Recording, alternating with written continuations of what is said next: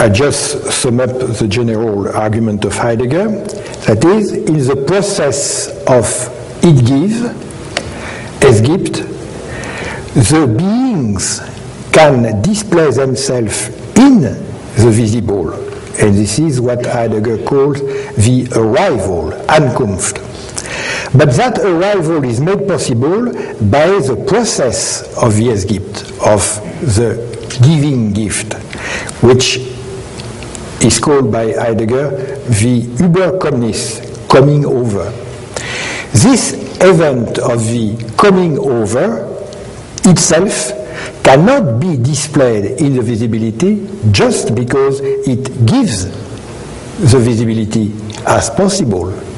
The display of the gift cannot be seen in what it gives, that is the visibility. So there is an essential invisibility of the display that makes visible what is displayed. The arrival of the beings make invisible the process of the coming over of the gift itself. And it would be possible, but it would take more time than we have, it would be possible to show that the description of the inaccessibility of the coming over of the es gibt by Heidegger fits quite correctly the description of the invisibility of the process of giving by Augustine. Although one uses in a pure ontological inquiry, the other in a theological inquiry, they both follow the same phenomenology description.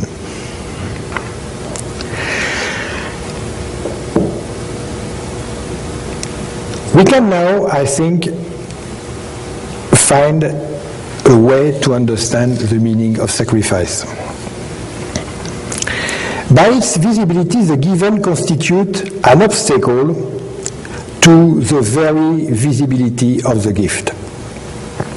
So, what makes the visibility of the gift possible if not the process of givenness, whereby the giver set it free as given by handing it over in its autonomous visibility?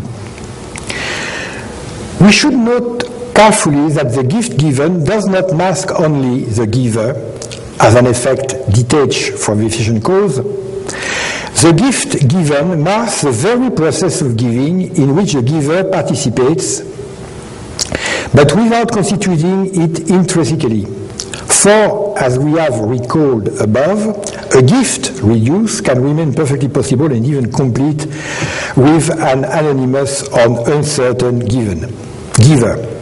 Here, in fact, it is a question of one of the cardinal figures of the reduction of the gift to givenness. The question, therefore, does not consist in returning from the given to the giver, but in letting appear even in the gift, finally given, the process of the coming over, that which gives visibility to any visible, more generally, the very taking place which sets phenomenality and which uncover the visible.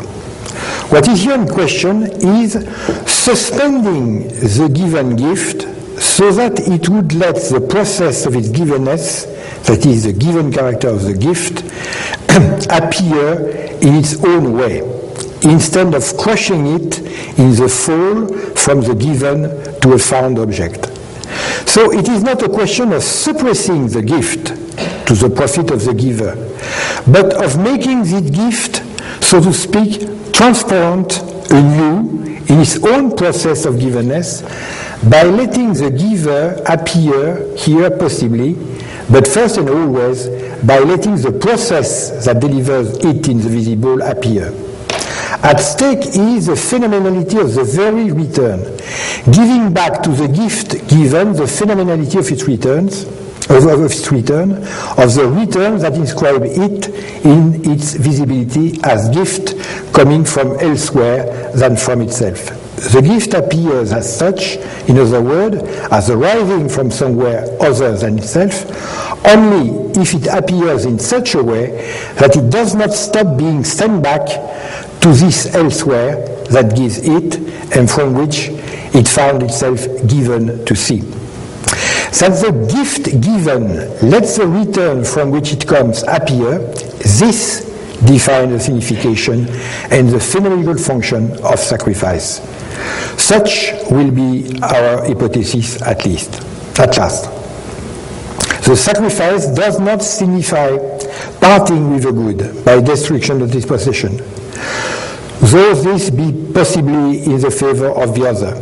Sacrifice consists in making the return from which it comes appear, by turning it back toward the elsewhere, of which it bears, insofar as it is given, the intrinsic, irrevocable, and permanent mark. Sacrifice presupposes a gift already given, since it is a question neither of destroying, nor of undoing, nor even of transferring it to another owner, but of sending back to the givenness from which it comes, and whose marks it always had to bear. Sacrifice gives the sacrifice back to the givenness from which it comes by returning it to the very return that originally constitute its. Sacrifice does not leave the gift, but dwells in it completely. It manifests the gift by re-giving the gift its givenness, because it repeats it starting from the origin.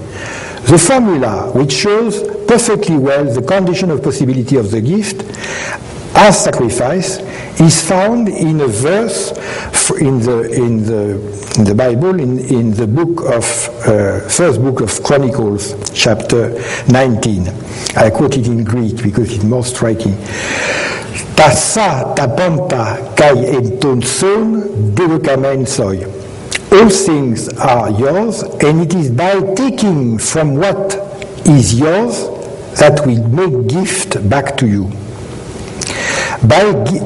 To make a gift by taking from among gifts already given, to re-give, make a gift to the second power by joining in the first gift itself.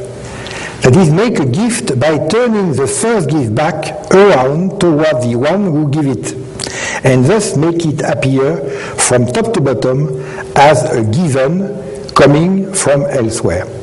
This defines sacrifice precisely, which consists in making visible the gift as given according to the coming over of givenness. It is absolutely not a question anymore of counter gift, as if the giver needed either recovering his due in exchange or receiving a complementary tribute of gratitude, but of recognizing the gift as such by repeating in an reverse sense the process of givenness, reinstating the gift there and rescuing it from the factual fallback to the rank without givenness of a found object, non-given, ungiven, in order to make visible in the end not only the given, but again the process of givenness itself, otherwise left unnoticed and as though exiled outside any possible phenomenality. Sacrifice does not give the given back to the giver by robbing him of the givee. It makes givenness visible by re-giving the gift. Sacrifice makes a redundancy of the gift. As a result, sacrifice loses nothing, above all, not the gift that it re-gives. On the contrary, sacrifice regains. It wins back the gift that it keeps, especially since it makes it appear for the first time as such, as a gift given, finally safeguarded in its givenness. Sacrifice wins, but without having to play the game of who wins and loses, as in the alleged doctrine of pure love of God, as if it were necessary to lose a lot in order to win still more by retribution. Sacrifice wins by redundancy. It conquers the true phenomenon of the gift by restoring to it, through the act of re-giving, the phenomenality of givenness. Sacrifice re-gives the gift, starting from the givee, and makes the gift appear as such in the light of givenness, and sometimes for the glory of the giver. In so doing, sacrifice matches forgiveness. Forgiveness, in its turn, re-gives the gift as well, but in this case, starting from the giver, who confirms it in the light of givenness for the sake of the givee.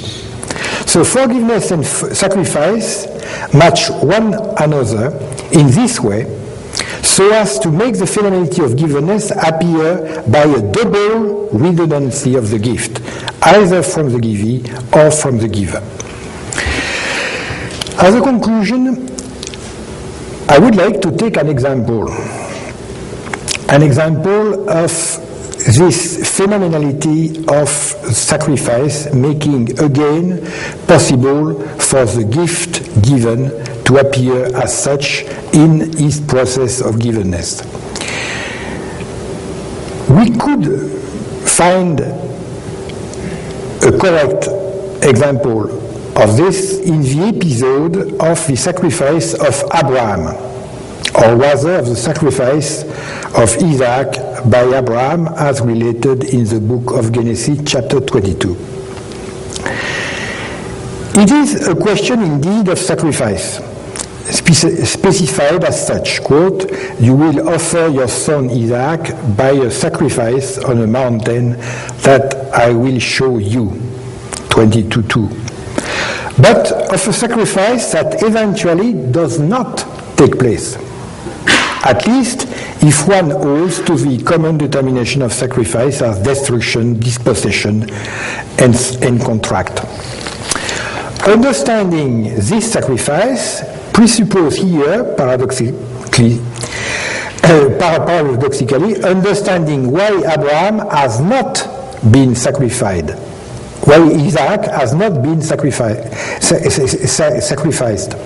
Abraham went to take the ram and offered it in sacrifice in the place of his son, 22:13. Or more precisely, it is about understanding why, while there was no sacrifice according to the common determination of sacrifice, according to the biblical account, there was indeed satisfaction, since God acknowledged, quote, "I know now that you fear God," 22:12. Now, this is possible only if we admit that this account does not obey the common determination of sacrifice, but its phenomenological concept. That is, a concept sought starting from the gift and from the gift reduced to givenness.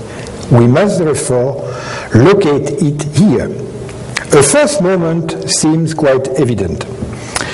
God demands of Abraham a sacrifice, and even a consuming sacrifice, where the victim disappears through the fire, leaving nothing in common to divide and to share between God, the priest, and the offering, contrary to the other kind of sacrifice. This claim of sacrifice falls upon Isaac, the only and therefore first son of Abraham. It is a question of sacrifice, but is it according to the common concept of it? Let us notice first that God has nothing special why and how far the firstborn belongs to God in the Bible. And I go to the second reason why God has any right, has all the possible right to ask for Isaac. Isaac, in effect, does not belong to Abraham, who cannot, neither he nor his wife, give birth to him by himself.